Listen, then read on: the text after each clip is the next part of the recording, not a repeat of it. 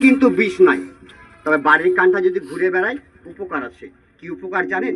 যদি আপনারা ঘরে কোনো খড়ির সাপ যদি ঢুকে আর এই যদি এবার গন্ধ যদি পেয়ে যায়, খড়ির সাপের গন্ধ, যে গন্ধটাতে খড়ির সাপ ঢুকেছে, ওই গন্ধটাতে ঢুকবে, ঢুকে ওকে অত্যাচার করলে ওকে তাড়িয়ে দিবি। এই একটা জিনিস খুব ভালো।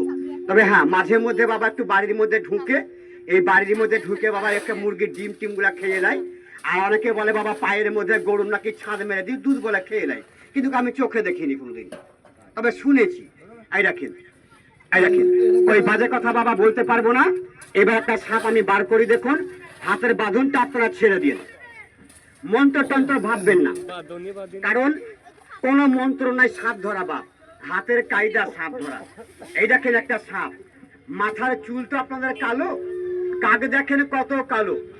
তবে সাপটাকে আমি ধরিনি, ধরেছে কে? আমার এক ভাই, যার নাম আপনারা শুনেছেন। এই দেখেন, সাপে যদি কাউকে কামড়ায় আর ওর কাছে যদি কেউ যদি নিয়ে যায় সাপে কাটা রুগী, ও আবার বিলেট দিয়ে চিড়ে দেয়, মুখ লাগি বিষ তুলে দেয়। নাম শুনেছেন আপনারা, তার আবার বাবলু সাপুরিয়া। ওই ভাই আমার সাপটাকে ধরেছে। এই রাখেন, আমার এই বাক্সের ভিতরে ভরা সাপটার